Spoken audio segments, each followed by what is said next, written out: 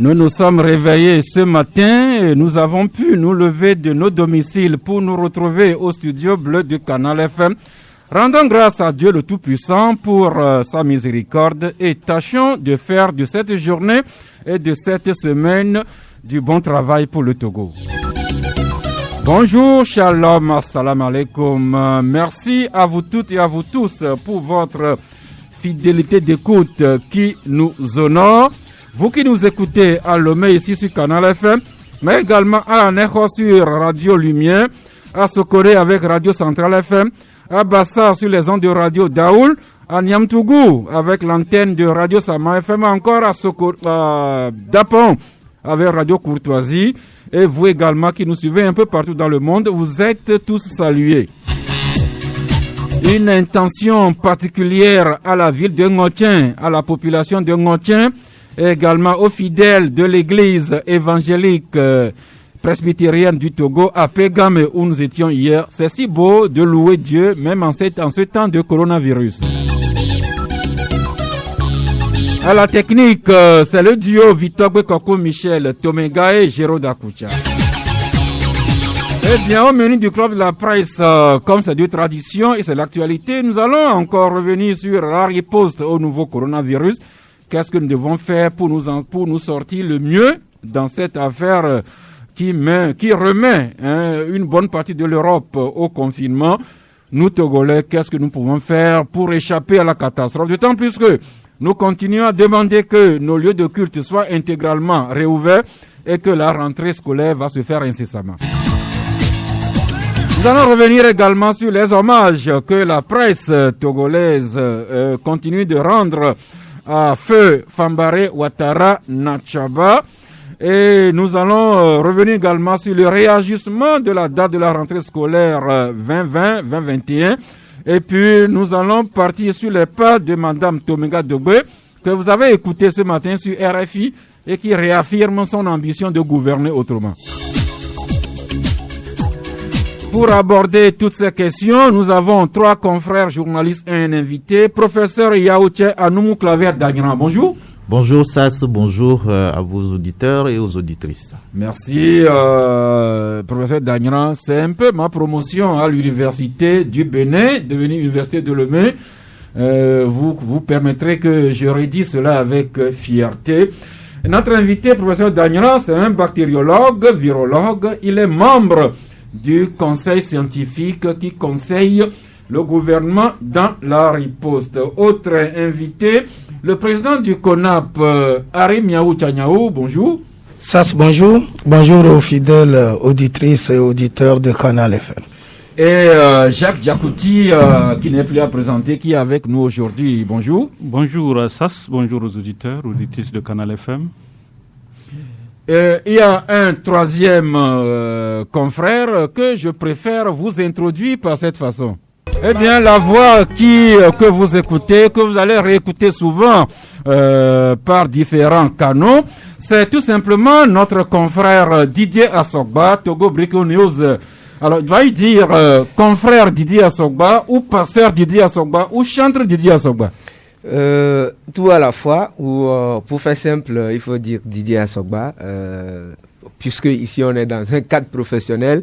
Je me présente en tant que tel, Didier Assogba, journaliste, mais dans d'autres cadres, on peut m'appeler aussi révérend docteur Didier, un homme de Dieu mais qui chante aussi. Je suis pas vraiment chanteur pour dire chante, mais je suis plutôt homme de Dieu et que Dieu préfère utiliser aussi par le canal de la musique.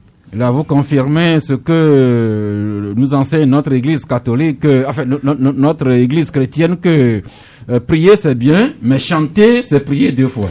Oui, vous connaissez la puissance de la musique et ce canal-là, ça permet de toucher beaucoup plus de monde avec la bonne nouvelle. Et donc, j'ai eu cette grâce-là, ce don-là de chanter depuis tout petit. Ça a grandi à moi, je le fais tous les jours hors micro, lorsque je ne suis pas dans ma mission de journaliste. Et depuis quelque temps, le Seigneur me l'a mis à cœur de mettre toutes les inspirations qu'il me donne à disposition du public en général, mais du corps du Christ en particulier. Et je suppose que depuis la sortie de ce morceau-là, plusieurs personnes sont bénies par cette chanson. Merci. Dieu qui a inspiré Didier Assogba qui chante Jacques Jacoutis. Le moins qu'on puisse, c'est que Dieu aime parler aux Togolais. Non, je crois que c'est une très bonne chose, une bonne inspiration. Je crois que lui et moi on a eu à échanger à plusieurs reprises sur son single. Je crois que je voudrais profiter de votre micro pour lui présenter mes félicitations et dire que, comme vous l'avez si bien dit, vous savez, quand on chante, c'est-à-dire qu'on parle plusieurs fois à Dieu, c'est-à-dire qu'on manifeste notre amour, le désir de plus au Seigneur, c'est par l'adoration et la louange. Donc, félicitations aux confrères par rapport à la chanson qu'il vient de dédier pour la gloire de notre Seigneur Jésus. Merci, je le disais, pour la bonne humeur. Dieu aime parler aux Togolais. Il a parlé à Didier Assogba qui vient de sortir son single. Il parle à d'autres Togolais qui se révèlent des prophètes. Il parle même à des hommes politiques par l'Esprit Saint avec des candidats aux différentes élections. Chacun saura se retrouver. Sans transition, la pensée du jour qui nous enseigne que la pierre précieuse non encore taillée ne brille pas. Encore une fois, une pierre a beau être très précieuse, mais tant qu'elle n'est pas encore taillée, elle ne brille pas. C'est la pensée du jour qui va nous soutenir durant toute cette semaine. Mais Arignon Tchanyao, pendant que nous découvrons le chanteur dans le confrère Didier Assogba, il y a un autre confrère qui va devoir se présenter devant la justice le mercredi prochain. C'est Marc Abouflan, une vieille affaire qui l'oppose au maire Kamal Adjaï de Golfe 3. Personnellement, je croyais que cette affaire était finie parce que une fois j'ai eu le maire Adjaï qui a dit en direct dans ce studio qu'il allait régler cette affaire à l'amiable.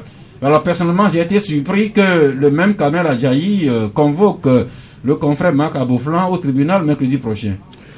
Je crois qu'il faut commencer par dire que les plaintes contre les journalistes togolais, il y en a beaucoup. Il y a d'autres qui ont trouvé solution et d'autres qui sont encore pendants au niveau de la justice. C'est vrai que l'affaire qui opposait notre confrère, d'ailleurs, mon secrétaire général Marc Abouflan, à monsieur Kamal Adjaï remontait depuis les années, depuis 2019, l'an passé.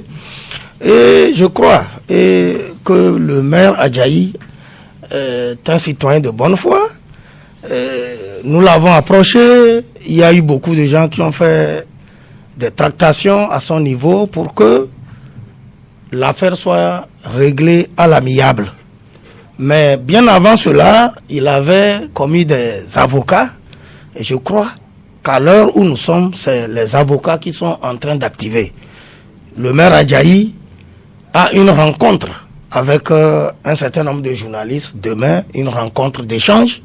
Il a invité Marc Abouflan.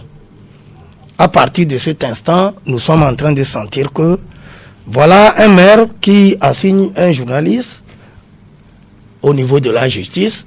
Voilà le même maire qui invite ce journaliste pour échanger avec lui de façon professionnelle. Ça veut dire que il y a déjà un début de solution à cette affaire qui oppose Kamal Adjaï à Marc Abouflan. Demain, nous-mêmes, en tant que président du patronat CONAP, nous serons parmi les invités et qu'on va profiter à l'occasion pour échanger avec monsieur le maire et trouver une solution définitive à ce problème-là. Il ne sert à rien que les gens tout le temps se retrouvent à la justice pour des affaires qu'ils peuvent entre eux régler.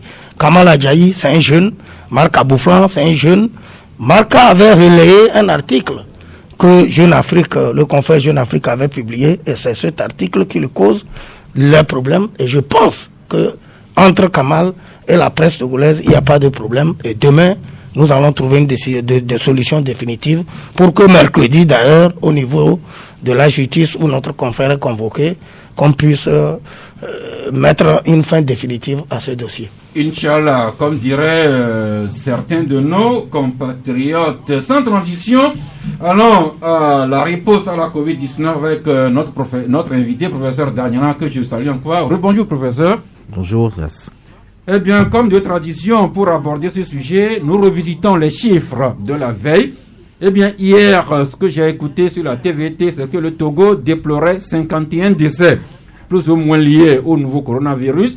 Hier, nous comptions encore 475 cas actifs qui étaient suivis dans les hôpitaux et centres de prise en charge. Un total de 2057 contaminés depuis début mars 2020. L'information qui porte espoir, c'est que il y avait hier 1531 guéris, soit 74,42% de tous les cas contaminés. Et je reviens au décès, 51 décès sur 20 057 cas. Ça fait 2,47% de taux de mortalité. Bien, professeur, petit commentaire sur ces chiffres bruts? Oui, merci pour m'avoir donné la parole. Quand on analyse un peu les chiffres actuellement, on se rend compte que l'épidémie ou la flambée est concentrée dans le Grand Lomé. Le Grand Lomé, c'est-à-dire la préfecture du Golfe et à Guenivé. La situation est redevenue normale dans les régions centrales et régions de la Kara, où on avait observé des flambées il y a quelques semaines, d'où la levée des couvre-feux et des mesures restrictives dans cette zone. Aujourd'hui, notre préoccupation, c'est le Grand Lomé. Si je prends la semaine qui vient de s'écouler, 98 cas ont été détectés dans le Grand Lomé. Il faut noter également que nous avons installé maintenant à l'aéroport un laboratoire pour faire le dépistage systématique des voyageurs. Et donc ceux qui arrivent ou qui partent dans la semaine, à peu près, ça fait à peu près 20 cas qui ont été dépistés chez les voyageurs. Donc rajouter à ces chiffres à Lomé. Donc notre attention, c'est d'analyser les données de la ville de Lomé, regarder un peu s'il y a des foyers qu'on peut contrôler, parce qu'il ne faut pas oublier, Lomé, c'est la capitale. Avec Grand Lomé, aujourd'hui, on tourne autour de 1,5 million à 2 millions d'habitants. C'est important pour que cette épidémie ne nous échappe pas dans cette ville. Merci, professeur. 98 cas en une semaine dans le Grand Lomé. Il n'en avait pas fallu autant pour qu'on bloque, pour qu'on boucle les préfectures de Tchaoudjo, Soutouboua et Tchamba. Actuellement même, le Grand Paris fait l'objet de mesures restrictives. Qu'est-ce qui fait que Lomé, le principal foyer de contamination, échappe à ces mesures de rigueur, professeur? Non, il faut pas faire l'analyse comme ça d'une façon globale. Comme je viens de le dire, le Grand Lomé, c'est à peu près 2 millions d'habitants. C'est vaste.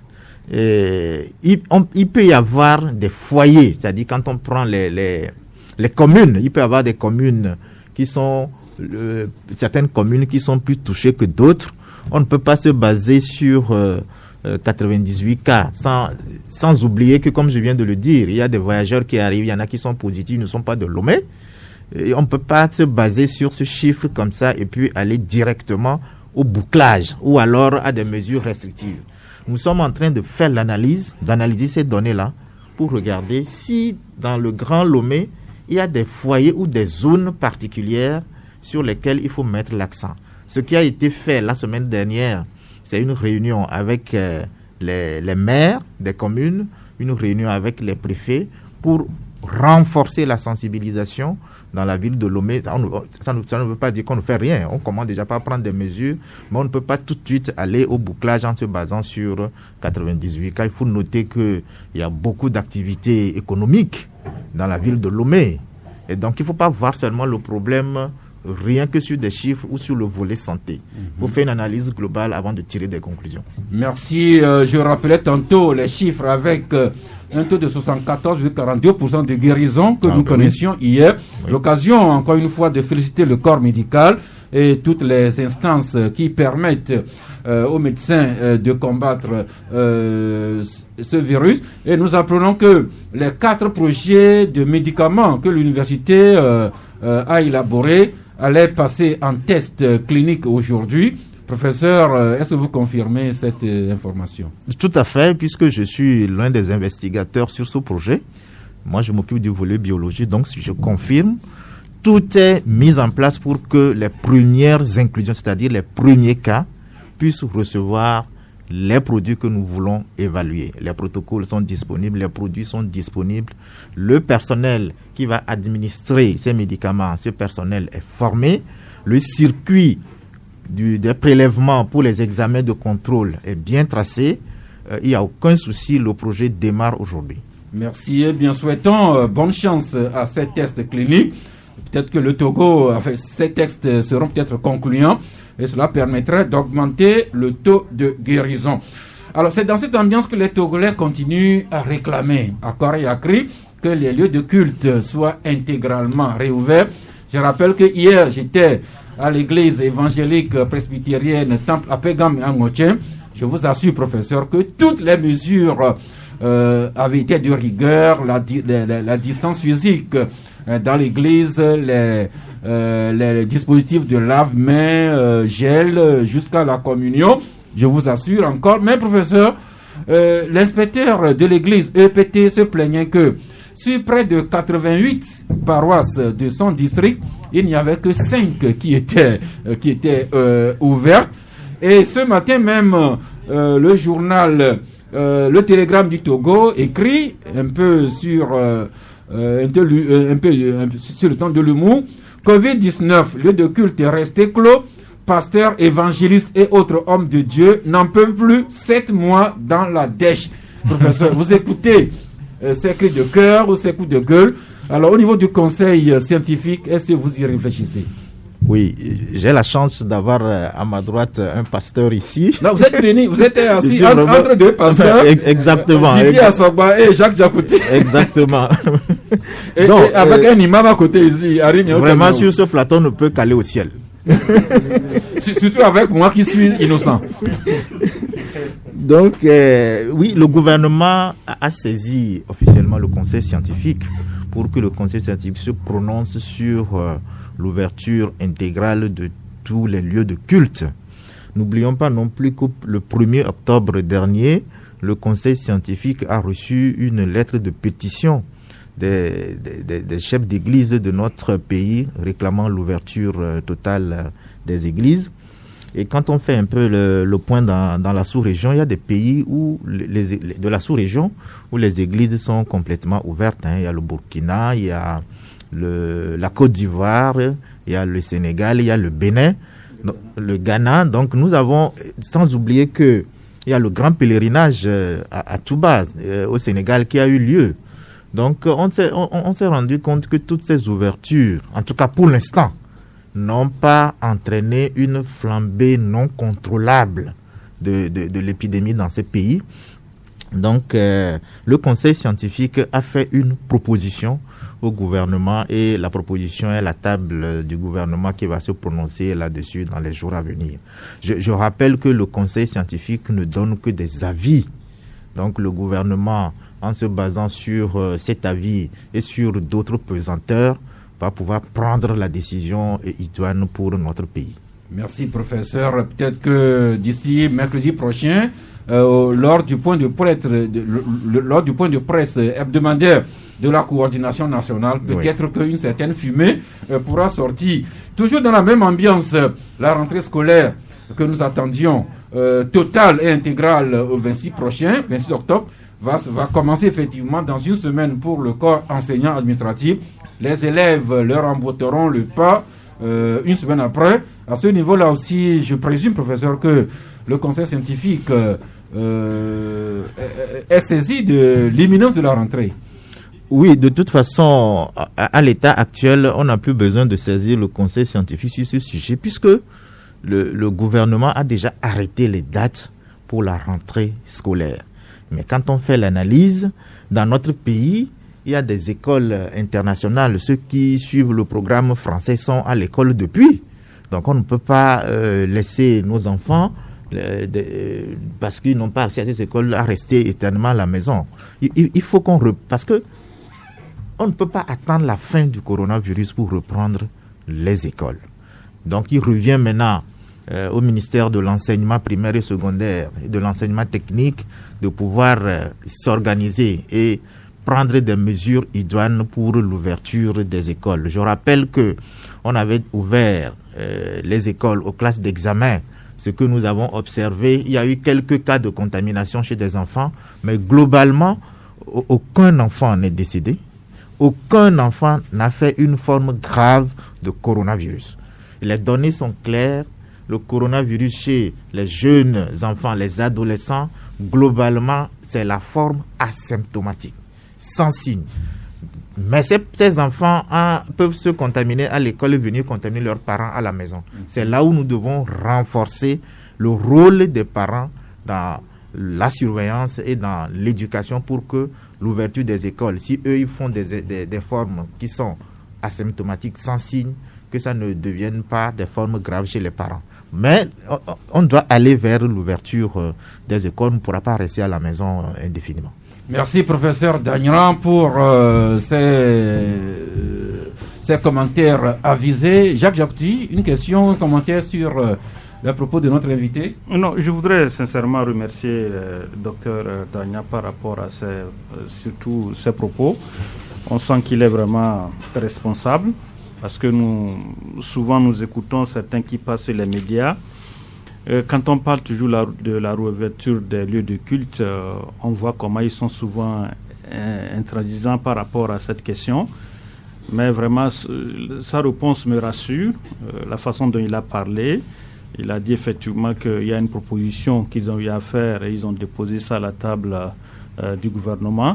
Cela déjà rassure effectivement les pasteurs, ça rassure les imams. Par rapport à la situation que nous sommes en train de vivre. Il a si bien dit, les autres pays ont ouvert les lieux de culte, on n'a pas senti du tout une contamination. Et vous-même, vous venez de donner un exemple papa, parce que hier, vous étiez quelque part, vous êtes revenu, vous confirmez en tant que journaliste ce que vous avez vu. Ce n'est pas ce qu'on vous a dit, mais vous-même vous avez constaté que les lieux de culte, effectivement, les gens ont pris toutes les dispositions pour assurer effectivement des bons cultes, les lavages de mains, la distanciation et tout ça. Donc je crois qu'il ne faudrait pas que le conseil scientifique ait peur des églises par rapport à l'ouverture de ces églises. Les dispositions sont déjà, depuis un certain temps, les églises ont pris les dispositions. Donc il ne faut pas du tout avoir peur par rapport à ça. L'autre aspect, il a parlé là également de la rentrée, parce que le gouvernement a déjà fixé la date de la rentrée. Donc ce n'est plus au conseil scientifique de dire encore que non. On reporte encore la rentrée du 2, comme annoncé, parce que c'est déjà fait. Donc je crois que félicitations au docteur. Ça, je vous le dis du tout cœur, parce que vous m'avez rassuré par rapport à vos propos. Vous n'êtes pas un va-t-en-guerre qui ce matin dira encore que non, ces pasteurs-là, qu'est-ce qu'ils sont, ces églises-là, qu'est-ce qu'elles foutent. Donc je crois que déjà les pasteurs, en vous écoutant, ils savent aujourd'hui que vraiment vous êtes une personnalité, vous les rassurez qu'effectivement quelque chose a été déjà fait et que bientôt ces lieux de culte vont une fois encore ouvrir. Donc sincèrement, je suis satisfait par rapport à tout ce qu'il vient de dire et je crois que les pasteurs également le porteront dans leur cœur par rapport à ce qu'il vient également de dire. Vos prières vont l'accompagner et accompagner tout notre pays, mais encore une fois, attendons peut-être la sortie du coordinateur national, le colonel Djibril, non, ça je te rassure, parce ou encore le gouvernement qui a les prérogatives. Attends, peut-être que cette semaine pourra être porteuse de cette nouvelle que les prêtres traditionnels, les imams et les pasteurs attendent tant. Ça, je voulais te rassurer, parce que déjà il y a une rencontre cette semaine, je crois que d'ici demain ou mercredi, avec le ministre de l'administration territoriale par rapport à ce qu'il vient de dire. C'était pour te confirmer qu'effectivement, le gouvernement a reçu les propositions et bientôt, les responsables d'église et les imams vont se retrouver. Merci. Alors, des lieux de culte à la rentrée, Didier Assoba, il faut rappeler que la rentrée va se faire en 2 temps. Le 26 octobre pour le personnel administratif et le corps enseignant. Les élèves suivront. Mais justement, une semaine, c'est pour permettre aux directions, au corps enseignant et administratif, de prendre toutes les dispositions, notamment de distanciation physique, avant que le gros de la troupe n'arrive le 2 novembre. Oui, c'est cette disposition-là. D'ailleurs, même cette mesure est à saluer. On avait imaginé comment est-ce que la rentrée pourrait avoir lieu. Tout le monde arrive le 26. Surtout moi, je viens d'un gros village. Je sais à peu près ce que représente la rentrée. Vous arrivez à la rentrée, l'école devient une brousse. il faut d'abord défricher. Et il y a d'abord ce problème, et puis vient s'ajouter la pandémie à coronavirus. Il y a énormément de dispositions à prendre, et cette mesure du gouvernement va permettre justement à ce qu'on enlève les écueils assez rapidement dans un premier temps avant de permettre le démarrage des cours. Mais j'ai peur que les 5 jours, la première semaine là, qui permet au corps enseignant et à la direction de venir préparer le terrain ne suffisent pas, parce qu'il y a énormément de choses à faire de préalable, parce que il nous a été annoncé la nécessité de construire rapidement des appartements de fortune qui permettraient d'assurer cette mesure de distanciation sociale dans les écoles. Je ne pense pas qu'il y ait... à moins que le gouvernement ait trouvé une technique qui permet de faire rapidement des appartements du genre un peu améliorés en 5 ou 4 jours. Et je pense que la première semaine là ne va pas vraiment suffire pour permettre un démarrage effectif des cours le 2 novembre. En dehors de Lomé, jusque le reste du territoire représente beaucoup de problèmes. Il va falloir, pour mon sens, nous sommes un État souverain. Je ne pense pas qu'il y a quelque chose qui nous poursuit là. On n'a pas un lion derrière. Donc, prenons notre temps pour mettre les choses véritablement en place pour que les mesures prises jusque-là ne soient pas mises en mal par une rentrée non maîtrisée, non contrôlée. Donc oui, cette mesure est à saluer, mais il faut toujours continuer à réfléchir sur la façon de l'améliorer. La presse, justement, qui analyse la rentrée, Nouvelle Opinion, Tchaniao, votre journal, vous nous rappelez que les élèves reprennent le chemin de l'école le 2 novembre prochain. Même chose que nous dit Forum de la semaine, à savoir les directeurs, le corps enseignant, l'administration commence. On prépare le terrain et les élèves rejoindront une semaine après, le 2 novembre. Togo Matin trouve, lui, que ce réaménagement ne surprend pas vraiment les Togolais. Et autre journal, le correcteur qui écrit, lui, que les syndicats boudent et menacent. Tchaniao, c'est pour dire qu'il y a la mesure à prendre pour riposter à la Covid-19, mais il y a également des remous au sein du corps enseignant. Et sûrement que le professeur Kokoroko, son ministre délégué Odin et tout l'ensemble du gouvernement vont mettre le temps en profit pour écouter les enseignants et pourquoi pas leur préparer des réponses prometteuses pour que la rentrée se perde effectivement le 2 novembre. Oui, je crois qu'il faut lier tout cela aussi à la formation récente du gouvernement.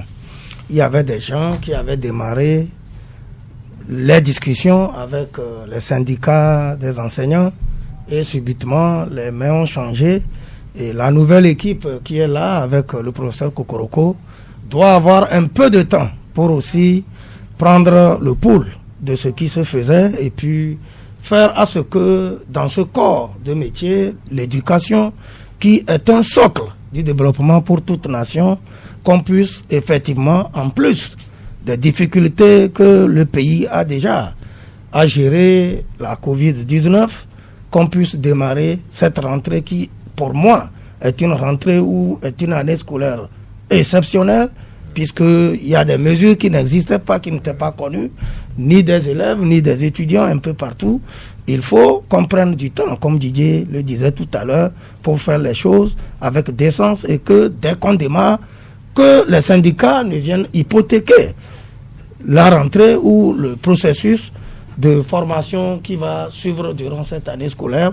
Et donc, c'est du temps qu'on prend pour discuter avec le personnel et surtout les syndicats. C'est du temps également qu'on prend pour pouvoir se préparer, pour parer à la Covid-19. Et tel que nous le disons, ça ne devait pas surprendre les Togolais.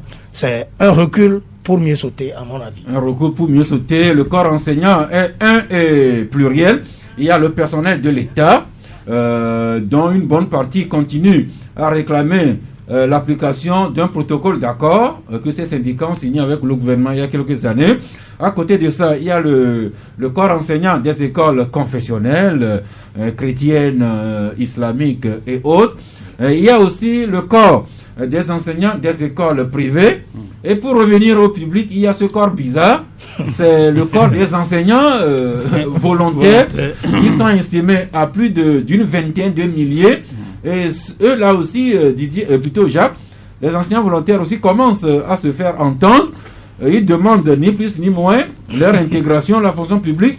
Sinon, cette rentrée-là risquerait de s'opérer sans eux. Je crois qu'il faudrait... Bon, nous connaissons un peu la diplomatie de M. Kokoroko.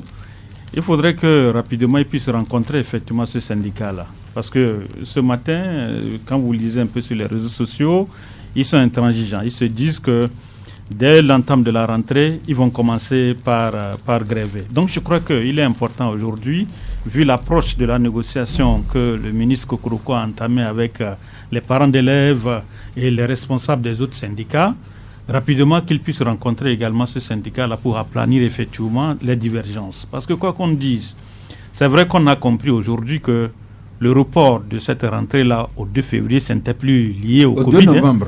Au 2 novembre, autant pour moi, n'était plus lié au Covid, mais plutôt c'est au niveau de l'organisation. N'était pas lié seulement à la Covid. Bon, moi je l'ai dit, voilà. Parce que en analysant effectivement ce qui a été dit et ce qui se fait aujourd'hui, on a compris effectivement que finalement le ministère n'était pas prêt. Le ministère voulait avoir du temps pour organiser, évaluer avant qu'on ne puisse reprendre l'école. Donc, le point qui est là-bas, moi personnellement qui me satisfait, c'est que ce n'est plus Covid-19 qui crée le retard pour la rentrée scolaire, mais c'est l'organisation à l'interne, entre le ministère des enseignements primaires et secondaires et les responsables effectivement de l'appareil de l'éducation nationale au Togo.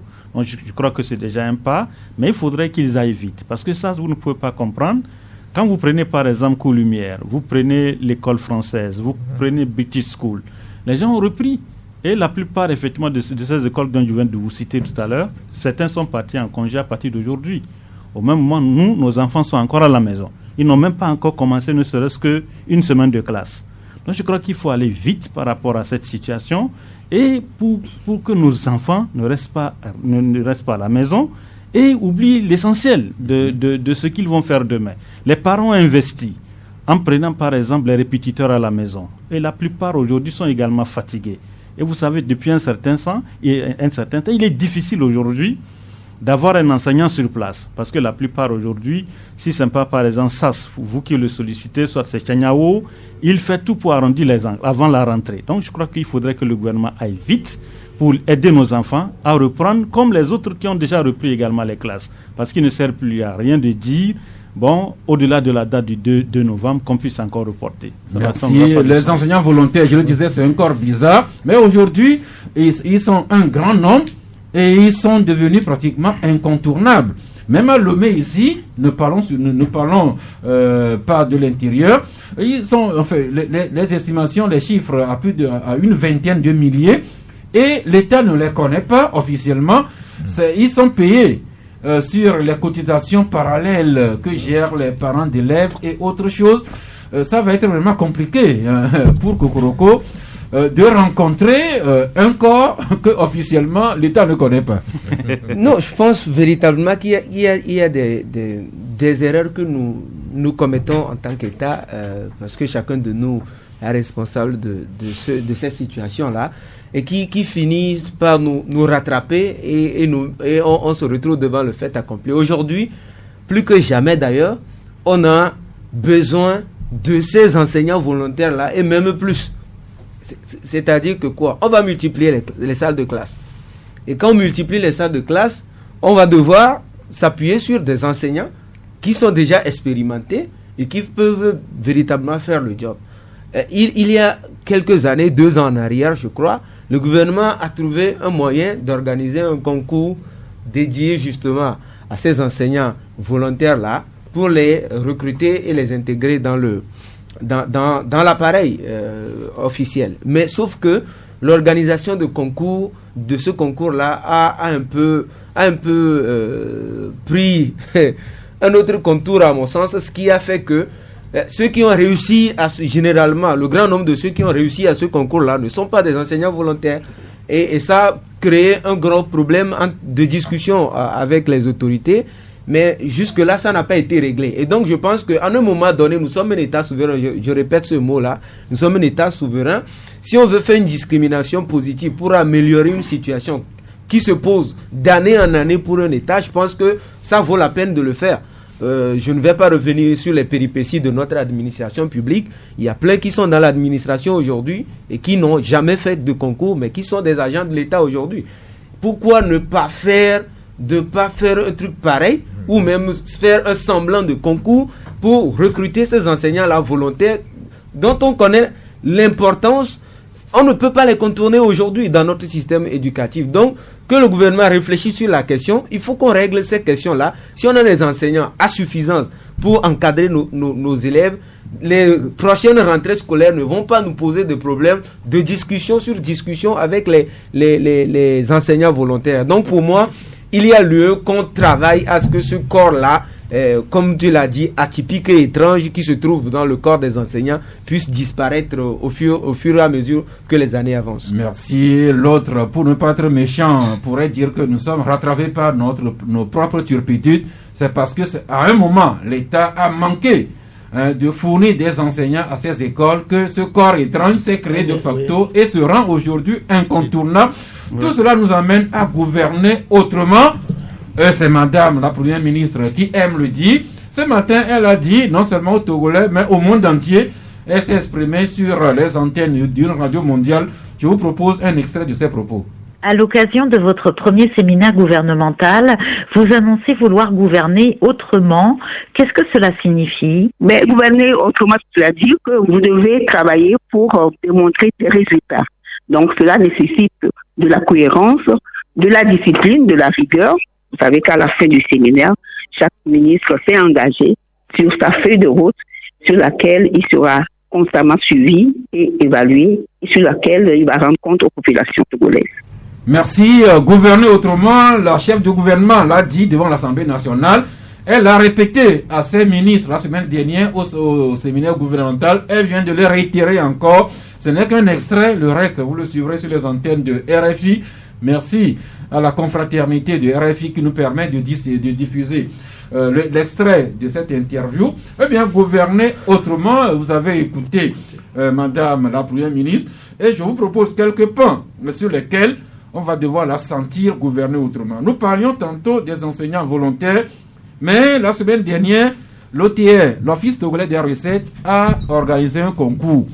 L'OTR qui recherchait 300 postes, et l'OTR qui s'est retrouvé avec 13 420 candidatures.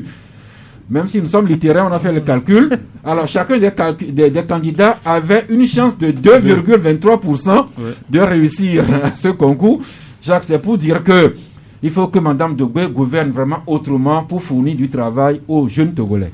Effectivement, ça, j'attendais depuis Mme Dogbe pour suivre son interview sur RFI parce que j'ai suivi la dame du Gabon, la première ministre du Gabon. Je disais, je vais attendre également à voir ce que Mme Dogbe va également dire par rapport à sa politique générale. Je l'ai suivi aujourd'hui. L'analyse simple que j'ai eu à faire par rapport à l'interview, j'ai senti que, Mme Dogbe n'est pas politique. C'est-à-dire que j'ai senti qu'elle n'est pas politique parce que sur des questions politiques, vous voyez que elle revenait toujours pour dire que le Togo est un état de droit, il faut respecter. Bon, mais vous savez que c'est un politique, l'homme politique va charger son adversaire. Mais elle a dû utiliser une voie diplomatique. On sent qu'effectivement, la politique, ce n'est pas son problème. Mais c'est au niveau, effectivement, du développement que je l'ai senti. Mais ce développement également, il est important aujourd'hui que Mme Dogbe puisse descendre dans la profondeur de ce que les Togolais vivent et de ce que les Togolais attendent. Elle y était déjà en 12 ans de développement à la base. Oui, vous savez, Mme Dogbe n'a pas tellement géré le développement à la base. Elle était plus concentrée à la présidence. Ça, il faut le reconnaître. Jacques, elle était beaucoup sur le terrain. Bon, le terrain, c'est-à-dire que quand on parle du terrain, c'est-à-dire c'est un terrain déjà préparé où elle va, elle inaugure par exemple le marché, elle lance tel projet, elle les retourne. Les plateformes fonctionnelles. Mais rentrer dans la profondeur de la souffrance des Togolais, je vous dis que Dame Dogbe ne l'a pas fait. Rappelez-vous, c'est pas de l'image. quand le chef de l'État était allé, je crois que c'était au marché de Yaka ou bien de Niamtougou, je ne sais plus, où il était question, il est allé lui-même, simple, il est allé, il a vu comment les femmes là vendaient du pain, et entre-temps, une femme a pris une baguette pour le remettre et il est parti. C'est depuis ce jour que je vous dis que le chef de l'État a senti effectivement que dans cette communauté, dans cette région, il y a un problème qu'il fallait régler. Il a tout fait, il a effectivement réglé ce problème. Les gens peuvent vous témoigner. C'est pour vous dire que quoi? Il est important aujourd'hui que nous puissions sortir des ministres des bureaux que nous sommes pour entamer la réelle politique, c'est-à-dire, comme elle a si bien dit, la politique de développement. Ça, vous avez parlé tout à l'heure du concours de l'OTR, mais c'est quand même bizarre. Il fallait regarder le nombre. C'est 13 420 candidats pour 300 postes recherchés. C'est beaucoup. C'est beaucoup pour ce pays-là. Donc il faudrait aujourd'hui, c'est vrai que le ministre Bawara a également dit que dès le 1er janvier, je crois qu'il y a 703 places qui seront également mises à la disposition de la fonction publique pour des départs en retraite. Donc je crois que les jeunes pourront également combler effectivement ce vide-là. Mais l'autre aspect également, ça, c'est comment servir également nos populations. Nos populations, ne serait-ce que les matières de base. Quand vous prenez aujourd'hui l'axe Adido-Gomé, pour ceux qui habitent l'axe-là, ça c'est depuis vendredi de la semaine passée. Vendredi de la semaine passée que je vous dis. Jusqu'à lundi, il est 11h combien que je suis en train de vous parler, il n'y a pas une goutte d'eau. Une goutte d'eau au sein de cette population-là. Et je ne sais pas si vous connaissez la retenue d'eau. Sur le réseau de la TDE. Justement. Je ne sais pas si vous connaissez la retenue d'eau au niveau de la retenue d'eau qui fait face cap d'Adido-Gomé. Ça, je vous dis qu'il y a des populations qui se servent de cette eau-là pour pouvoir s'approvisionner.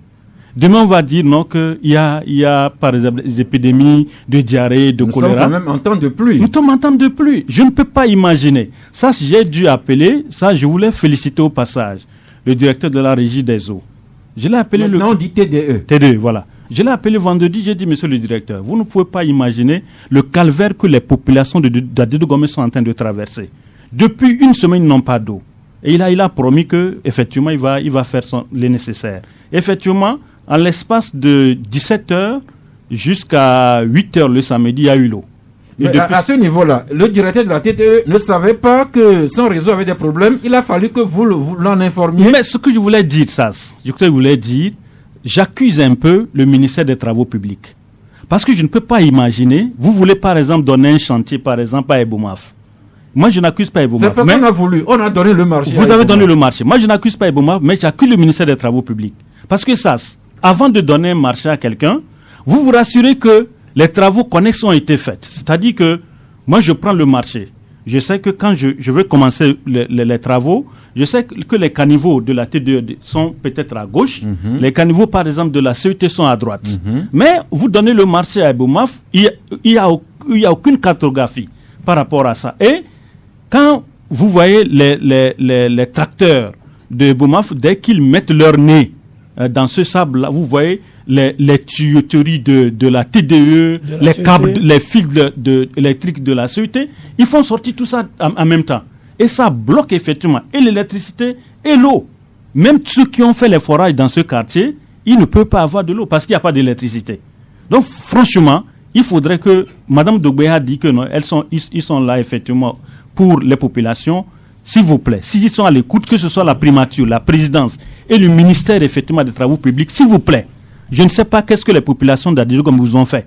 Mais depuis, je vous dis ça, depuis ça fait une semaine, on n'a plus d'eau, on n'a pas d'électricité. Et quand on donne la route, il n'y a pas de problème. La route, on peut se débrouiller pour rentrer dans nos domiciles. Mais les besoins vitaux de l'homme, l'eau, quand même il faut nous donner l'eau. Et l'autre aspect, ça c'est quand il coupe l'électricité, tenez-vous bien. Ça, je l'ai vécu personnellement, c'est pourquoi je suis en train de le raconter. Je ne suis pas en train de rêver dans ce studio. On vous donne l'électricité 1 minute. Le temps que vous allez débrancher votre appareil, l'électricité revient. Vous vous asseyez un peu, l'électricité revient. Et les gens ont perdu les appareils, effectivement, dans ce quartier. S'il vous plaît, ramenez l'eau, ne serait-ce que dans ce quartier-là, c'est important. Merci. Faire la route, c'est bien, mais veillez à ce que les services vitaux, la TDE pour l'eau, la CET pour l'électricité et pourquoi pas les télécoms également, que ces sociétés aient le temps de déplacer leur réseau pour que nous allions tous à la bonne route. Arim Yaou? Non, bon, je crois que sur le programme et sur la sortie de Mme Dogbé sur RFI, les propos ou les mots qu'elle avait choisis avaient un sens. Quand on dit qu'on veut gouverner autrement, ça veut dire qu'il y avait une gouvernance qu'on savait négative. On veut gouverner autrement parce qu'on sait que ce qui se faisait avant n'était pas correct. Et je suis désolé que la plupart de ceux qui sont aujourd'hui aux affaires étaient dans l'ancienne gouvernance. Cela nous ramène à nous auto-critiquer et à nous corriger. Vous voyez, Diakouti a dit quelque chose de très fondamental. J'ai appelé le DG de TDE qui a fait trouver la solution au problème d'eau. Le DG de la TDE pouvait être un insolent. Vous allez l'appeler plusieurs fois, il ne prendra pas. Madame Dogbé connaît la plaie. Il sait le médicament ou la potion qu'il faut pour corriger la plaie. Et en le disant, c'est courageux. C'est encouragé. C'est pour cela que tous les Togolais doivent se fondre en un pour aider la nouvelle gouvernance de Madame Dogbé à connaître une issue heureuse pour le Togo. Vous avez des ministres qui tout le temps ont le téléphone à l'oreille. Ils ne téléphonent à personne. Alors que les gens oublient que être ministre ou être aux affaires, c'est être un serviteur d'une nation. Le ministre est un serviteur. S'il y en a qui pensent que bon, maintenant c'est notre temps, nous sommes arrivés, nous allons rester dans nos bureaux, c'est maintenant qu'on aura les escortes, c'est maintenant c'est nous sommes arrivés, ça ne donnera aucun résultat. Ça va rester des discours. J'ai vu des ministres la dernière fois signer des engagements. J'ai applaudi cela. Peut-être que si nous ne prenons garde pour crier haut ici et attirer leur attention et faire ce que les Togolais sentent que c'était des discours et qu'on les dénonce à temps, on va boucler 3 ans. La nouvelle gouvernance... Rassurez-vous, la PMA dit que les ministres... Laisse-moi dire, oui, évalués sur les une chose est de le dire et l'autre chose est de venir parler sans qu'on voit les résultats. Nous sommes là, c'est les résultats qui nous intéressent. J'ai dit que la dernière fois, je disais ici qu'il faut qu'on laisse la main à Mme Dogbé de travailler. Si les gens lui donnent la main, elle va atteindre l'objectif qu'elle veut nous amener à avoir. Mais quand on ne lui donne pas la main, elle ne pourra pas. Et ensemble, nous serons ici pour dire, mais connaissant notre pays, je crois qu'il faut mettre beaucoup de rigueur et faire à ce qu'on a déclaré au monde entier, qu'on puisse à la fin dire que ouf, il y a eu un premier essai que le chef de l'État a fait, qui a porté. Il y a des ministres qui se prennent comme des suffisants, qui ne voudraient pas peut-être... Donc, la PMA a répété... Nous sommes en train de l'encourager, et nous sommes en train d'attirer l'attention à ceux-là qui croiraient être dans un autre monde que maintenant, il faut descendre sur terre et faire le Togo autrement. Merci. Et maintenant... De toute façon, la PM peut compter sur la presse pour lui rappeler un certain point comme la route qui fait qu'on n'a pas d'eau à Idogomé, on n'a pas d'électricité. Je vous confie que maintenant je me couche à 20h parce qu'il n'y a pas d'électricité dans notre rayon dans ton quartier. À Sagbado là-bas. J'espère que ça va être corrigé. Autre domaine également où on veut sentir madame gouverner autrement. Je pars de cet article-là, le journal du Togo. Le journal du Togo qui écrit, le temps que je me retrouve dans mes papiers, le journal du Togo qui écrit justement, impact environnemental de la SNPT. Rahotoé, Dagbati et Nita, c'est déshérité de la vallée minière. Didier Assoba, on peut parler de la vallée minière du phosphate, on peut parler également de la vallée minière du clinker dans le Yoto. On peut parler de la vallée minière du Ferra Bandjeli, toutes ces vallées minières qui regardent vers la chef du gouvernement pour que ce ne soit pas une damnation si on a des richesses dans son sous-sol. Naturellement, moi j'aimerais qu'on rende aux Togolais leur fierté. Et si cela peut rentrer dans cette logique de gouverner autrement, on applaudirait tous. Il faut que le Togolais retrouve sa dignité, qu'on redonne aux Togolais leur dignité. Les gens n'ont pas commis une erreur si le Seigneur ou le Dieu les a fait naître près des ressources minières. À Dagbati, un peu partout sur le territoire, c'est pas, je vais dire, c'est pas une faute. Si on est là-bas, c'est pas un malheur. C'est plutôt une bénédiction que de naître dans une zone où on trouve des mines. Mais au Togo, il paraît que quand vous êtes dans une zone où on vient trouver une mine, vous êtes condamné et c'est votre malheur. Et c'est ce qu'on vit. C'est ce qu'on vit. Et vous allez à Pémé, vous allez à Haute et tout. C'est difficile de trouver de l'eau potable à boire. Ça, c'est des réalités du terrain. Vous allez là-bas, c'est difficile de trouver l'eau potable. Des gens font avec de l'eau de rivière. On a vu la sorte d'eau que boivent nos parents qui sont à Pémé un peu partout, dans l'environ des carrières de la SNPT, avec tout le phosphate qui est pratiquement dans l'eau, que des gens boivent avec. Et quand vous regardez les dents des enfants de la zone, vous vous demandez, mais ces enfants ont eu quoi? Un peu partout. Moi, quand j'étais en terminale, j'ai fait quelques jours à Ouassem. Et pour arriver à Ouassem, vous voyez toute la terre qui a été accaparée par les entreprises là-bas, qui ont creusé de gros trous un peu partout. Et quand il pleut, ces trous-là se remplissent et deviennent pratiquement, je ne sais pas, des zones non.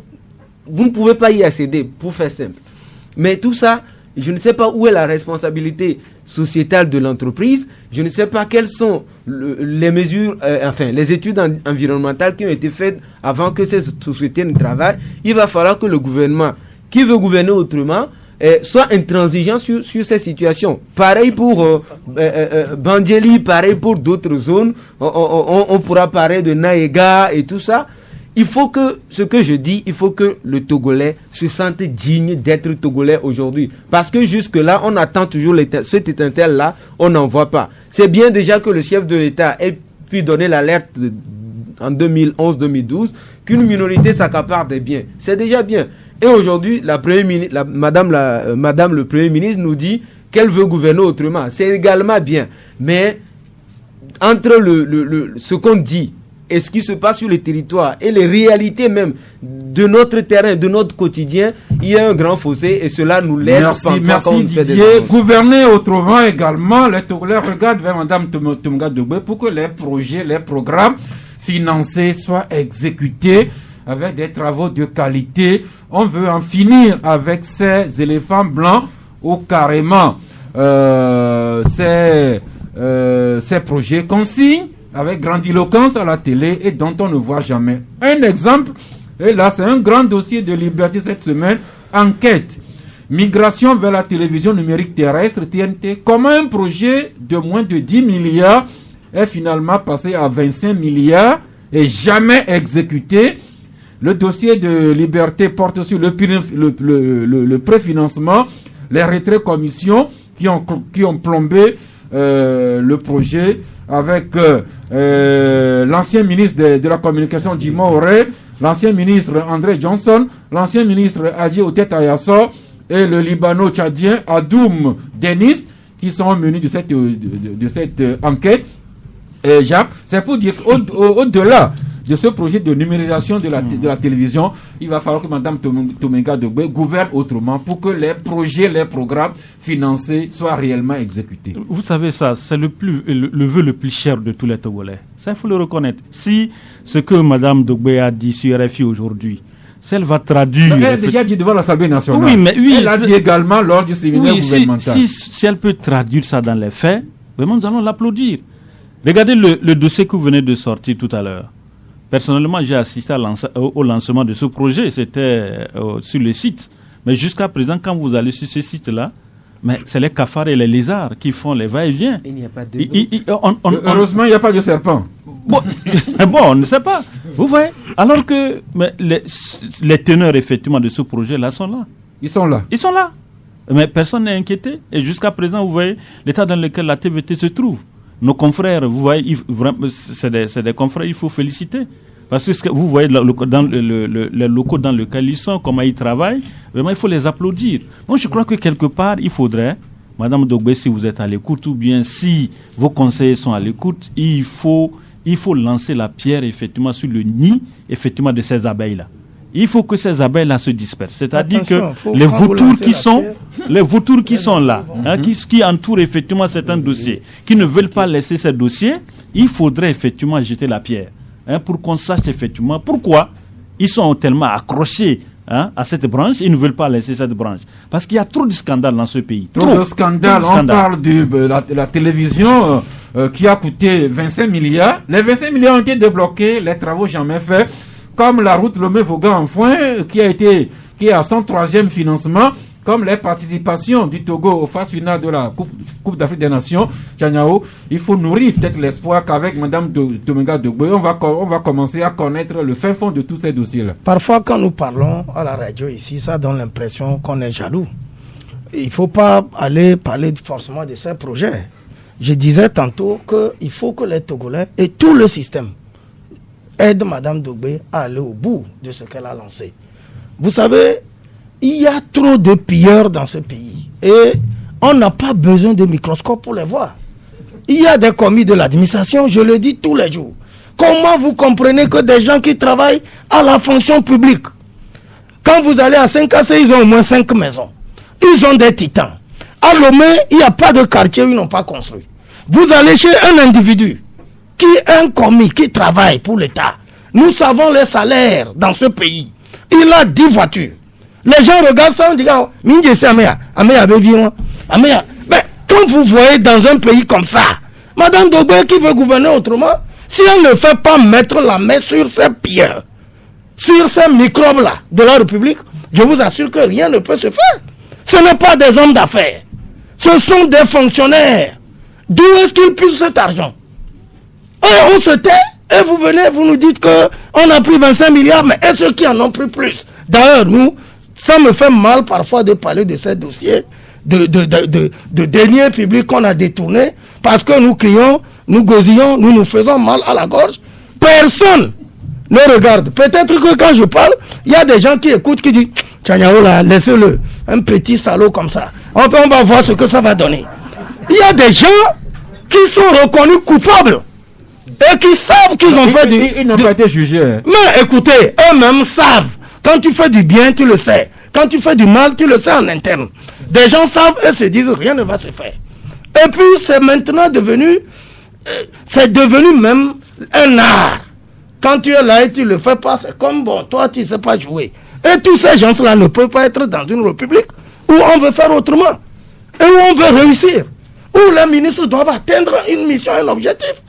Il faut commencer par donner cette fierté aux Togolais qu'on a pris leurs voleurs. Et quand on va voir ça, vous allez voir que les Togolais vont commencer par dire ah, enfin, quelque chose de sérieux se fait. Peut-être que c'est vrai ce qui a été dit là-bas, peut-être que c'est faux. Et à la fin, nous qui venions parler ici, on s'attire la foudre pour rien. Puisque tout le temps que nous parlons, vous avez parlé de la route Lomé, Vogan, Enfouin ou quoi là. Oui. Est-ce que depuis là, quelqu'un a clarifié cette affaire-là? Personne. Au contraire, il y avait des journalistes qu'on a failli mettre au nouf. Nous avons l'affaire de Ferdinand, qui pend actuellement au tribunal. On parle de pétrole gay. Quand vous retrouvez des gens, ils vous disent que est-ce que quelqu'un a dit quelque chose? Les ministres sont là. Le gouvernement lui-même est là. Est-ce que les Togolais ont été clarifiés? C'est plutôt les journalistes qu'on est en train de trimballer. Et si les gens ont trouvé les moyens, ils vont dire, finissons avec lui. Maintenant, vous êtes dans une situation telle, et on est là, on dit qu'on veut faire des trucs. Moi, jusqu'à présent, je veux rester Saint-Thomas. Mais je prie que tous les Togolais aident Mme Dogboe et tout son gouvernement, et Faure Gnassingbé, qui ont effectivement posé les bases de nous faire les choses autrement. Nous sommes de la presse, nous avons nos voix, nous avons nos canaux différents, on va les accompagner. Mais que l'ensemble sache que tant qu'on ne veut pas commencer par sarcler la mauvaise herbe, nous n'aurons pas notre récolte. Merci. Voilà, gouverner autrement. Au Club de la Presse, nous prenons acte de l'engagement de Mme Dogboe. Elle peut compter sur la presse pour l'aider à gouverner vraiment autrement. Nous l'avons annoncé, on ne pourra pas en discuter, mais juste une revue de presse. Les derniers hommages à Fambaré Ouattara Nachaba, vu à l'endroit et à l'envers. Nouvelle opinion qui écrit décès de Fambaré Ouattara Nachaba, le Togo qui perd une éminence grise, un patriote, un homme de conviction. Togo Matin, lui écrit, Togo Matin qui écrit décès de Fambaré Nachaba, Fort Nyasingbe qui salue la mémoire d'un vaillant et combatif homme d'État. Le correcteur prend un autre son qui écrit vaillant, combatif homme d'État, grand bâtisseur de la nation togolaise. Et le correcteur se demande si Fort Nyasingbe et Christian Trimois parlent vraiment de Fambaré Ouattara Nachaba. Liberté, pour sa part, écrit, Liberté qui écrit décès de Fambaré Ouattara Nachaba, ces hommages qui tronquent l'histoire du pays. Et le télégramme du Togo lui écrit, télégramme du Togo qui écrit donc à la page 3, décès de Fambaré Ouattara Nachaba, fin d'un des architectes de la dictature sous Eyadema. Voilà ce qu'on peut dire sur Nachaba au Club de la Presse aujourd'hui. Nous allons marquer un arrêt, le temps de rebondir sur vous avec les deux numéros, le 22 21 33 74 ou bien le 22 20 19 68. 93.5. Il est 12h05. La parole est à vous. Merci de rester branchés sur les sujets débattus aujourd'hui. Premier auditeur, bonjour. Bonjour, monsieur Sass. Monsieur Aboubakar. Aboubakar, nous vous écoutons. Comment ça va? Ça va chez nous. Je salue les invités. Merci. Et je remercie que Dieu les bénisse. S'il y a la vérité, il faut dire la vérité. Mais ce que moi je pense, votre langage dit,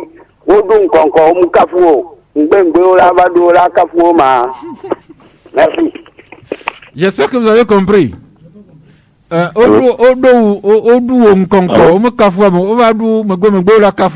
Voilà comment notre Aboubakar a traduit le V dans son style. L'auditeur suivant, bonjour. Allô, bonjour. Allô? Oui, bonjour. Apparemment, notre ami n'a pas le retour. Allô, bonjour. Bonjour, monsieur Sass. Ça, monsieur? Abdel. Abdel. Oui. Eh bien, nous vous écoutons. Alors, pour commencer, je voulais dénoncer quelque chose qui se passe entre à Védi, Saint-Pavé à Lidode, entre Hôtel La Concorde et 100 mètres. Il y a des travaux à ce niveau. Et je crois que ces deux entreprises qui sont en charge de ces travaux pendant ça fait déjà 2 mois. Nous en parlons assez souvent ici. Je vous assure, c'est de n'importe quoi là-bas. Le carrefour est sur 100 mètres, est bloqué carrément. Les riverains de ces niveaux, les activités économiques, tout est bloqué. Vous ne pouvez même pas circuler avec votre moto pour dire voiture, vous ne pouvez pas sortir de votre maison. Et je vous assure que ce sont des entreprises nationales qui font cela. Aucune machine, vous ne verrez là-bas, qui fait le travail. C'est des gens, quelquefois, qui vous voyez, qui creusent. Et ça ralentit tellement, ça fait plus de 2 mois. Et tout est bloqué là-bas. Je voudrais vraiment interpeller les autorités en charge. Il n'y a pas de contrôleurs. Quand on vous donne des travaux, vous, les entreprises nationales, si vous travaillez mal et que prochainement on remet ça aux étrangers, vous direz qu'on ne vous donne pas. Alors que ça, c'est pas un travail sérieux. Vous ne pouvez pas bloquer tout un grand carrefour comme ça. Au même moment, celui d'Adido Gomé aussi est bloqué. Merci. Ce n'est pas normal. Alors, la question se pose, en quels termes ces marchés ont été passés? C'est vrai, nous sommes dans le mois du consommer local, mais il faut que les entreprises nationales fassent la preuve qu'ils peuvent vraiment soutenir la promotion du label Made in Togo. Oui, mais là, on est en train d'assister à un désastre. Ils vont fonctionner comme ça, donc c'est pas la peine. Abdel, je suis arrivé là-bas, c'était le vendredi dernier, j'ai failli tomber dans un trou. Heureusement que quelqu'un à mes côtés a attiré mon attention. Moi, j'ai vu des voitures même tomber dans des trous complètement cassés. Et même pas de déviation, même pas de barrière, rien. Tout c'est du chaos là-bas. Merci Abdel, c'est pourquoi Mme Tomenga Dogbe veut gouverner autrement. L'auditeur suivant, bonjour. Allô, bonjour. Oui, c'est monsieur? Monsieur Abalo. Pardon? Monsieur Abalo. Abalo. Oui, j'appelle Agoy. Agoy, allez-y. Bon, je dis, le docteur est là, non? Il est là. Ah, j'ai une question pour lui. Il vous écoute. Le docteur n'a qu'à nous dire sur votre antenne là. Est-ce que le coronavirus qui a tué les gens en Chine ou en Chine, c'est le même coronavirus qui tue les Africains?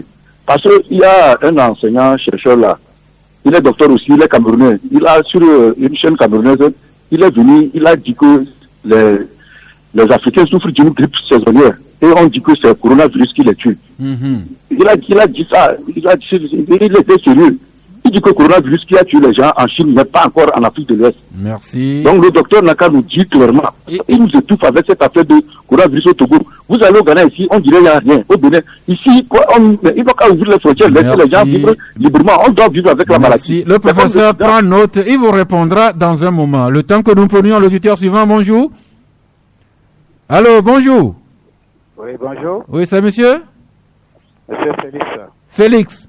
Oui. Ok, nous vous écoutons.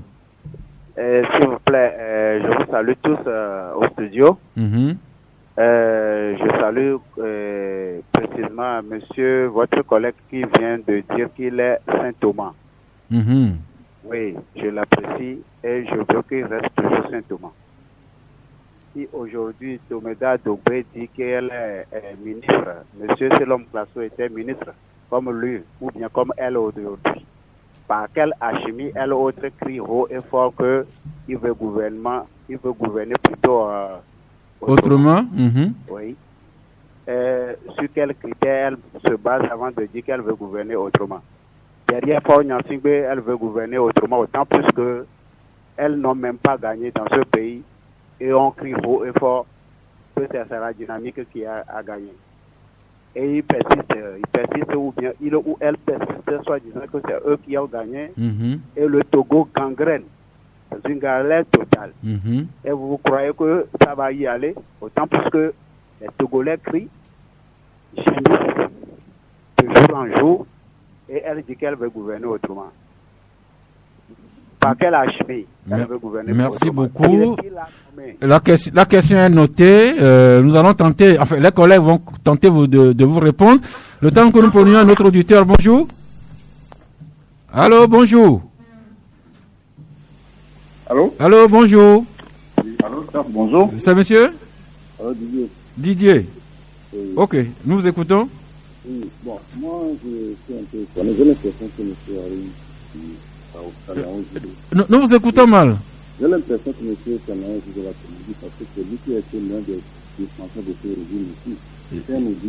Je vous en prie, nous n'arrivons pas à bien vous écouter. Parlez directement dans le microphone. J'ai l'impression que monsieur Aïe Sanaï de la comédie parce qu'il a été l'un des responsables de ce régime ici. Il nous a beaucoup dit bien de ce régime. Aujourd'hui, on a dit que Mme Sénégal qui est démontrable doit gouverner avec la nouvelle méthode. Mais tout d'abord, avant que nous prenions ce que Mme Sénégal nous dit, elle-même, son nom est dans les discussions. Excusez-moi, mais j'ai vraiment du mal à vous écouter. Il faut d'abord vous écouter clairement et vous faire une réponse claire.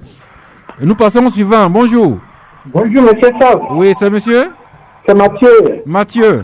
Oui, je salue le plateau. Nous vous saluons aussi. Merci. Je voudrais intervenir sur 2 points. D'abord, le premier point, je vais vous dire que travailler au Togo constitue l'exception. Sinon, la règle, c'est le chômage. Ça, c'est bien. De 2, je voudrais interpeller nos gouvernants. Parce qu'il y a des choses incroyables qui se passent. Si le Burkina doit vendre de la tomate au Togo, si la communication doit être chère, alors que le pouvoir d'achat du Togolais est faible, c'est une pure contradiction, on ne comprend pas que la communication soit plus chère au Togo qu'en Côte d'Ivoire, qu'au Ghana, que partout ailleurs. En 3e position, je voudrais interpeller nos femmes ministres. Je ne vais pas rentrer dans leur vie privée, mais que le poste de ministre ne leur donne pas ce libertinage de devenir des femmes sans époux. Une ministre doit donner aussi l'exemple d'être au foyer. Merci. Je vous en prie, gardons quand même tous les égards aux personnes, hommes ou femmes. L'auditeur suivant, bonjour. Allô? Oui, bonjour. Bonjour, c'est Didier qui revient là. Didier? Oui. Ah, vous n'avez pas fini? Non, vous n'avez pas, vous avez raccroché. Ok, c'est qu'on avait du mal à vous écouter. Maintenant, je vous écoute bien. Je disais. Allô? Oui, vraiment. Je ne sais pas, vous êtes au Togo? Allô? Oui. Allô? Oui, allez-y. Sinon. Je disais que j'ai l'impression que M. Taïwan fait le cadre de la comédie parce que lui-même est un grand défenseur de ce régime ici. Quand il oublie d'aider Mme Comédia qui est de l'ancien système à gouverner autrement, je voulais dire, mais d'abord, avant, il faut qu'il appelle à Mme Comédia que son nom a été cité dans un dossier de Kiwai. Et jusqu'à présent, il faut qu'elle vienne nous dire ce qui s'est passé dans ce dossier. Là, nous allons croire ce qu'il dit. Et la première, M. Taïwan, même lui-même qui nous parle de défendre lui-même, là, il a créé une association à l'approche de... Allô? Oui, allez-y. Allô? Oui. Il a créé une association à l'approche de sécurité sur la mer, journaliste contre le Coca-Cola. Jusqu'à présent, on ne sait pas ce que cette association est devenue. Il n'a qu'à nous expliquer ce que l'association est devenue. Là, merci Didier. Mais vraiment, la qualité n'est pas des meilleures avec votre communication. Mais vous avez insisté, je vous en félicite. On va terminer avec le dernier auditeur, puis nous répondons. Bonjour. Bonjour. C'est monsieur Bozambo. Merci. Ok, allez-y. J'aimerais demander quand est-ce qu'on va ouvrir les frontières. Les Occidentaux, c'est là où se trouvent les malades. Nous sommes tués par, comment on appelle, le paludisme, la tuberculose et toutes les maladies contagieuses. Mais nous vivons avec ça. Donc, si on calcule la mort du paludisme au moment de sortie du coronavirus, je crois que le paludisme est plus élevé plus que la coronavirus. Et les diabétiques aussi sont nombreux plus que le coronavirus. Donc, ils n'ont qu'à ouvrir la frontière et nous irons à nos occupations. Je ne sais pas, j'ai été au Ghana la fois passée à Accra. Tout le monde vit avec. Donc, si tu dois rentrer dans un bureau, tu dois rentrer dans un lieu public, tu dois porter cache-nez avant d'aller. Donc, en public, en route, personne ne porte pas. Donc, le Togolais, donc on nous fait comme, je ne sais pas, c'est d'ici que la coronavirus vient se sortir pour exploiter dans le monde entier. Je prie à nos ministres que si ils ont allé au Conseil des ministres, ils n'ont qu'à faire l'effort pour ouvrir les frontières et nous irons où nous voulons. Donc, ils ont dit que le 6 ou bien le 3 novembre, ils vont ouvrir les rentrées scolaires pour nos enfants. Et comment les enfants vont rester dans les bancs, dans les classes? Merci. C'est ça qui est important pour nous maintenant. Nous, les parents d'élèves, nous craignons toujours. Donc, nos enfants ne peuvent pas, nous, les grandes personnes, qu'on ne dit que de porter des cache-nez, on n'arrive même pas à porter. Et les enfants, comment on va les éduquer? Ils vont aller rester dans les bancs pour ramener avec des maladies coronavirus. Merci, cher ami auditeur. Nous n'avons pas de ministre dans ce studio pour vous répondre, mais nous avons au moins le professeur Dagnara. Alors, professeur Dagnara, vous avez écouté le dernier auditeur, notamment sur l'ouverture des frontières. Oui, c'est une préoccupation justifiée. On a ouvert les frontières aériennes. Qu'en est-il pour les frontières terrestres? Cette question, c'est une question sous-régionale. Si le Togo se lève seul, ouvre ses frontières, le problème n'est pas résolu. Ça veut dire que si vous arrivez du côté du Ghana, tu seras bloqué. Si vous arrivez du côté du Burkina, tu seras bloqué. Donc, dans la sous-région, en tout cas dans l'UEMOA, il y a l'UEMOA et CEDEAO, les ministres sont en train de se concerter pour que ça soit une ouverture sous-régionale. Et je pense que dans les jours ou les semaines à venir, c'est un sujet préoccupant. On reviendra là-dessus, ce sera fait. D'autant plus qu'officiellement, les frontières sont fermées, mais l'auditeur nous vient de nous dire qu'il était au Ghana. Absolument. Ça va, il ne nous a pas dit comment il s'est arrangé pour se retrouver au Ghana et revenir encore. Vous connaissez les frontières en Afrique, tout le long, il y a des passages non contrôlés, mais je pense qu'une ouverture globale des frontières dans la sous-région ouest africaine va nous permettre aussi de contrôler ces passages, de réduire les passages au niveau des frontières qui ne sont pas officiels. Merci. Un auditeur auparavant se demandait si c'est le même virus qui tue en Chine, en Italie, aux États-Unis et au Togo. Oui, il disait qu'il a suivi un docteur camerounais qui disait qu'en Afrique, c'est un virus responsable de la grippe et non le coronavirus. Moi aussi, j'ai suivi cette vidéo. J'aurais aimé débattre avec ce médecin-là. C'est-à-dire, il y a des gens qui se prennent pour des illuminés. Mais il y a une épidémie, il y a une maladie qui est mondiale, qu'on retrouve dans tous les pays. Je ne sais pas quelle analyse ce fameux médecin, est-ce qu'il est médecin, j'en sais rien du tout, ce fameux médecin a pu faire pour savoir que le virus qui circule sur le continent africain est différent du virus qui circule dans les autres pays. C'est pas vrai du tout. On a vu, quand vous suivez bien les actualités, nous avons vu comment est-ce que les premiers cas de coronavirus sont arrivés dans nos différents pays. C'est les voyageurs qui sont partis dans les pays contaminés, qui ont ramené la maladie dans notre pays et progressivement la maladie s'est disséminée dans nos pays. En tout cas, toutes les analyses qui sont faites au Togo, avant qu'on nous déclare quelqu'un souffrant de coronavirus, il y a une preuve scientifique. C'est le laboratoire, par les tests que nous connaissons, la biologie moléculaire, qui permet de confirmer ces cas-là. Je vous assure, le coronavirus existe bel et bien dans notre pays et nous tous, nous devons faire des efforts ensemble pour arriver à le maîtriser. Merci. Aline Ochagnaou, un auditeur s'en est pris un peu vertement à vous. Non, bon, j'ai suivi, c'est M. Didier. Je crois que tout le temps que je suis ici, c'est récurrent. Le même Didier revient par rapport au JASEMA. Il veut parler d'une association que j'avais présidée à la veille du sommet sur la sécurité maritime en Afrique. Je n'ai pas été prendre de l'argent dans une banque, ni chez le gouvernement togolais pour créer une association, et je l'ai fait. Si je n'en parle pas aujourd'hui, ou on n'en dit rien, je ne crois pas que c'est ça qui intéresse aujourd'hui les Togolais. Si on m'avait donné 2 milliards ou 5 milliards pour piloter l'association, on me demanderait des comptes que je donnerais. C'est un accompagnement personnel que nous, en tant que citoyens togolais, à l'époque, nous avions fait, parce que nous sommes, après tout, des panafricanistes. Tout ce qui se faisait sur ce sommet nous intéressait. Maintenant, par rapport à Mme Dogbe, je crois que le même Didier disait que moi-même, comme Mme Dogbe, faisions partie d'une équipe, d'une ancienne équipe. Je n'ai jamais été ministre, je n'ai jamais été aux affaires, je suis journaliste et je fais mes analyses comme je l'entends. J'ai dit qu'au moins ce que Mme Dogbe a dit laisse entendre que hier, il y avait une méthode.